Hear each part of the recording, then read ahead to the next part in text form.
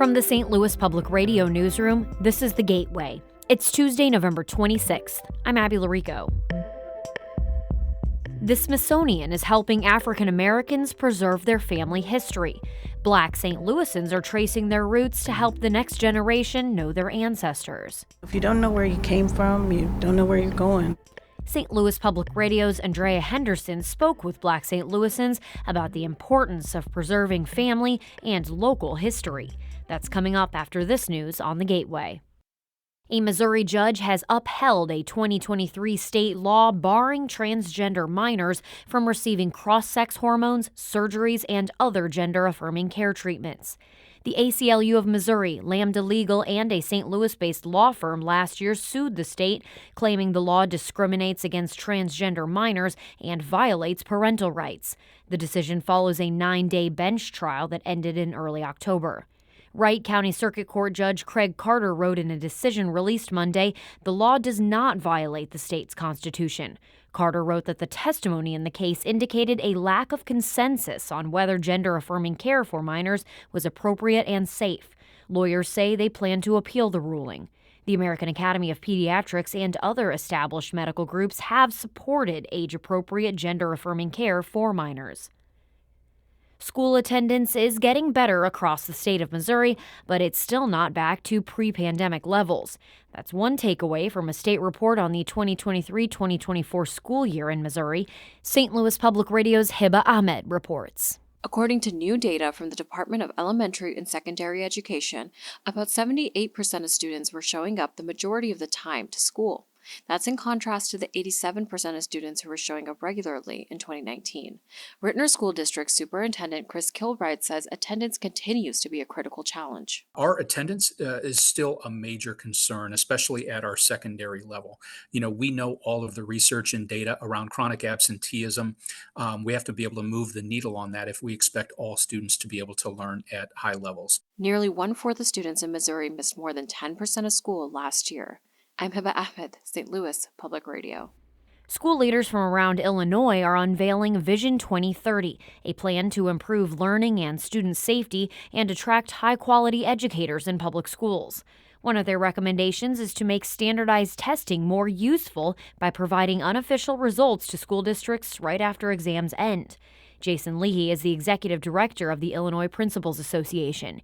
He says right now students are tested in the spring, but results don't come until later in the fall. It really impacts the utility of those results and makes it difficult for us to make any real quality decisions about improving our schools and the potential outcomes. The state recently considered overhauling elementary testing, but paused the effort and says it's not contemplating any changes now. A Missouri law requiring a photo ID to vote will remain in place. Cole County Circuit Judge John Beadham ruled Monday that a lawsuit challenging the photo ID requirement lacks standing.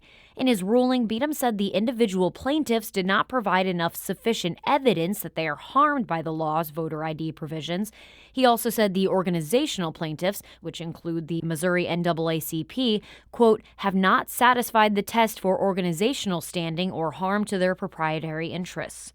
In a post on X, formerly Twitter, Missouri Attorney General Andrew Bailey said the ruling was a win for election security. Missouri lawmakers passed a wide-ranging elections bill back in 2022. Included in the law was the photo ID requirement. Beadham heard the case challenging the law in November of last year. St. Louis politicians with an eye on elected office were at the city's Board of Elections Monday to submit their paperwork. As St. Louis Public Radio's Rachel Littman reports, mayor, comptroller, and odd ward aldermen will be on the March ballot. Mayor Tashara Jones and her leading challenger, Kara Spencer, were among those who submitted their paperwork to elections officials. Jones says she's looking forward to defending her record, which includes a decrease in violent crime. We'll be able to show people exactly where we have improved and also let them know how we're going to improve things in our second term. Spencer says her message of transparency and fiscal responsibility is resonating with voters. I'm excited to lead a new chapter in our city's history and in our region's history, really to put us on the path for growth. Recorder of Deeds Michael Butler has also announced a run for mayor. I'm Rachel Littman, St. Louis Public Radio. Filing for the March 4th primary closes on January 3rd. New vote totals are in for the constitutional amendment to legalize sports betting in Missouri. As Sam Zeff tells us, it still appears a potential amendment to recount is possible. The latest numbers from the Missouri Secretary of State shows yes winning by about 2,900 votes, 50.05% to 49.94%. That's a difference of about 0.1%. A recount can be requested if the margin is 0.5% or less. According to the Secretary of State, certified vote totals are in from all 114 counties and St. Louis City. The state must certify the election by December 10th, but a spokesman for the office says they hope to have that done by next week. So far, no one has requested a recount. I'm Sam Zeff. A federal judge wants the local U.S. Attorney's Office to bring charges against the subject of an HBO docuseries called Chimp Crazy. The 4-episode show follows Tanya Haddix and her legal troubles owning 7 chimpanzees. The former St. Louis nurse, now living in the Ozarks, has been fighting with the animal rights group PETA over her treatment of the primates. U.S. District Court Judge Catherine Perry said in an order Friday that Haddix should face criminal contempt charges in her civil legal battles. Perry said Haddix violated numerous judicial orders and has bragged about it. The federal judge gave the U.S. Attorney's Office for Eastern Missouri until mid-December to bring charges. If the office declines, Perry said the court will find another prosecutor. A spokesman for the U.S. Attorney's Office said they don't comment on investigations, but that the order speaks for itself. Haddix declined to comment. The tradition of eating turkey on Thanksgiving dates back to the 1800s. But as Harvest Public Media's Elizabeth Rembert reports, some data suggest people are eating less of it. The 2023 holiday season saw the least amount of turkey sold since 1980. Consumption of whole turkeys was at just over 4 pounds per capita, according to research by Brian Ernest. He's an economist at CoBank, a rural cooperative bank and farm lender. Even with the dip, Ernest says most shoppers are still choosing turkey for their Thanksgiving meal. I think in general, though, as consumer preferences are changing, we may 10 years from now look back and say, well, there was a shift kind of already occurring with younger population. Smaller gatherings and a focus on convenience may be driving more people toward things like hams or roasts, Ernest's report suggests. I'm Elizabeth Rembert, Harvest Public Media.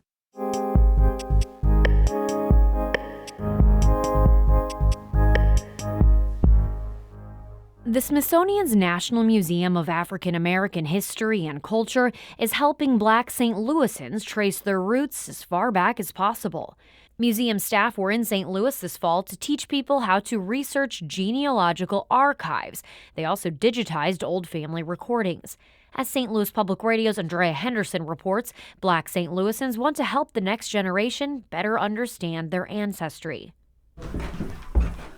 This is my museum. The inside of Joyce Houston's Ferguson home is unimaginable. This is my family tree. Oh my, I have never seen a family tree this large. And that's not everybody. This was what I had in a database in 2016. There's family memorabilia all over her home. As the blues recording artist who goes by the name Lady J walks me down to her basement, I notice posters of her performing on one wall, and on another are the words O'Kelly Family Tree in large print. It's written across the top of white bulletin board paper with at least 1,000 names sprawled on a neon color-coded fan-shaped family tree. So there's Ellen and my great-great-grandfather James, and then she had children this line with his brother.